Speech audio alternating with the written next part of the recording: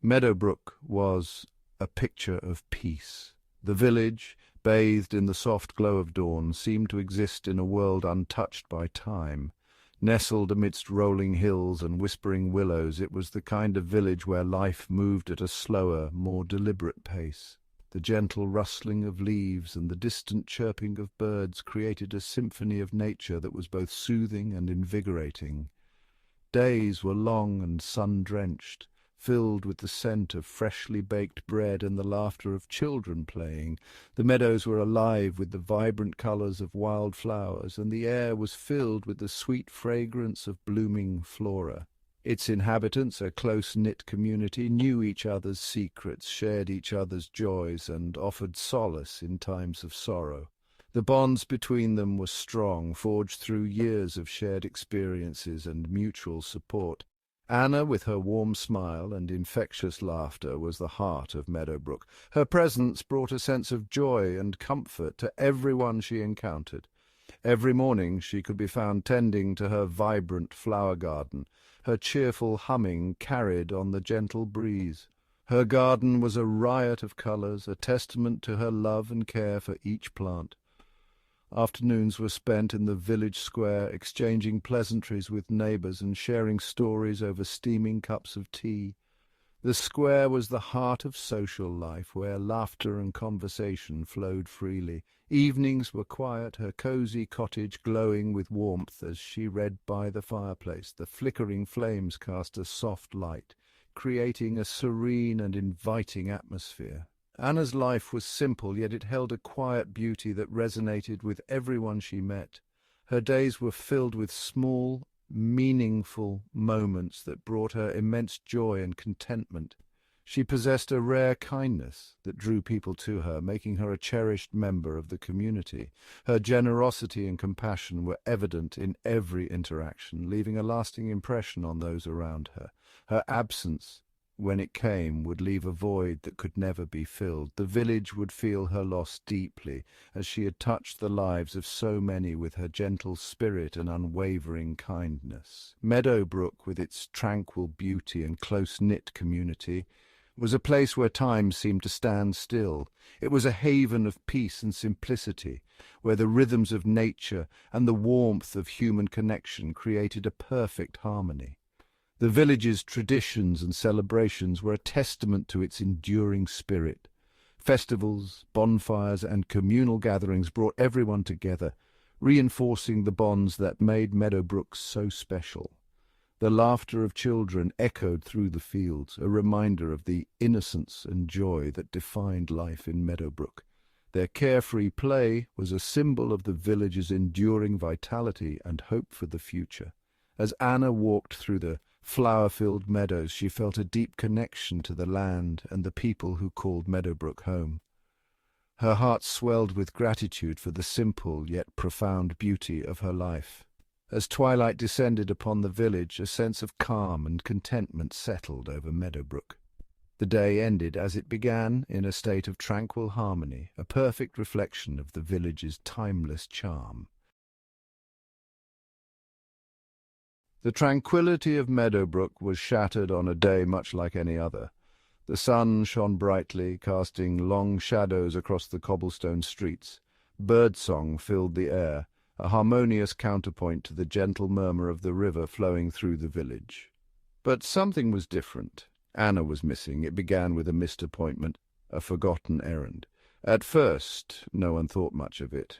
Anna was known for her occasional absent-mindedness. Yet, as the hours turned into a day, a sense of unease began to settle over Meadowbrook. The villagers gathered in the square, their faces etched with worry.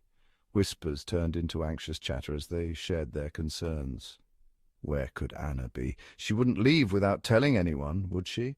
A chilling thought crept into their minds. Something had happened to Anna. Fear, like a venomous serpent, coiled its way into the heart of Meadowbrook. The once peaceful village was now gripped by an icy dread. The men, their faces grim, organized search parties. They combed through the surrounding woods, their calls of Anna's name echoing through the silent trees. The women, their eyes red-rimmed with worry, comforted each other, clinging to the hope that Anna would soon be found safe and sound. Days turned into nights, each passing hour deepening the mystery. The search parties returned empty-handed, their initial hopefulness replaced by a sense of despair.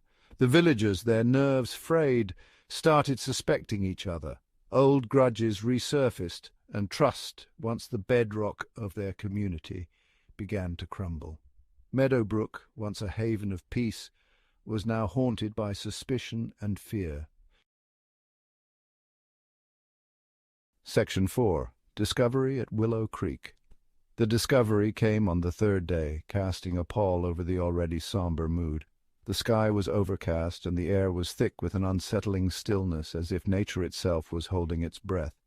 A group of children playing by the bank of Willow Creek stumbled upon a sight that sent chills down their spines.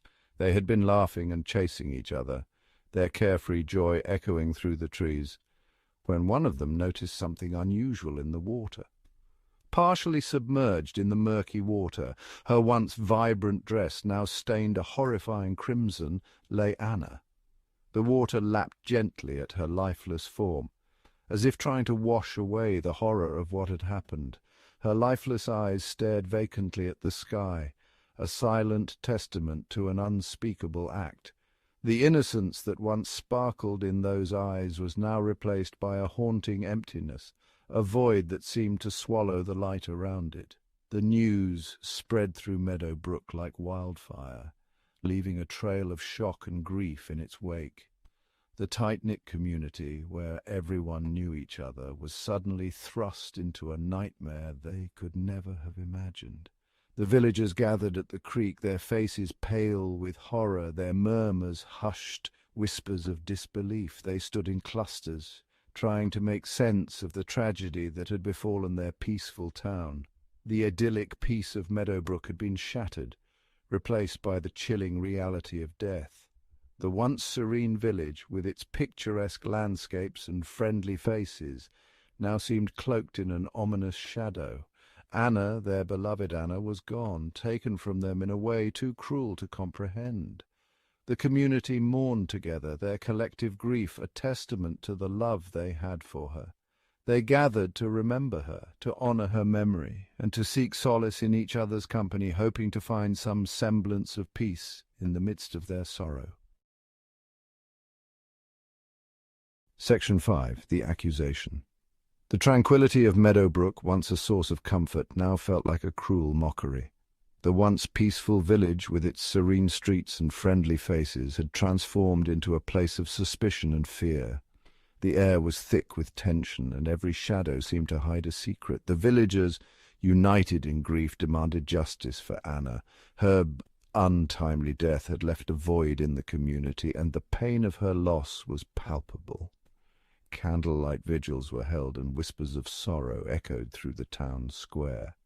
The local constable, a kindly old man, ill-equipped to handle a crime of this magnitude, found himself out of his depth. His years of service had mostly involved minor disputes and petty thefts, nothing that prepared him for a tragedy of this scale. His hands trembled as he tried to piece together the fragments of the case. Under the mounting pressure, he called for assistance from the county investigator, a shrewd and seasoned detective named Inspector Davies. The arrival of Inspector Davies brought a glimmer of hope to the distressed constable and the anxious villagers. His reputation for solving the most perplexing cases preceded him. Inspector Davies, with his sharp eyes and even sharper mind, wasted no time in launching a full-scale investigation. He meticulously examined the crime scene, noting every detail, no matter how insignificant it seemed. His notebook quickly filled with observations and theories. He meticulously examined the crime scene, interviewed the villagers, and pieced together the events leading to Anna's demise.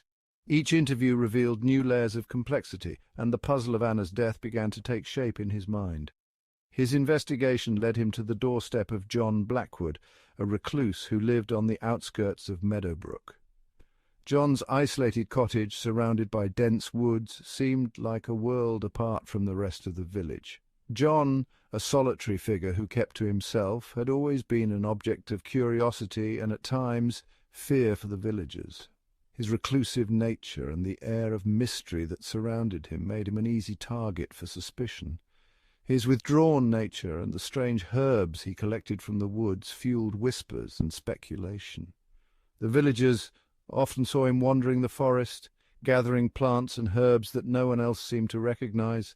Rumours of his involvement in dark arts began to circulate. The villagers, desperate for answers, readily pointed fingers at John, their suspicions fueled by his eccentricity and lack of alibi. The fear and grief that gripped the community turned into anger, and John found himself at the centre of their accusations. The once quiet village was now a cauldron of emotions, with John Blackwood standing at the heart of the storm.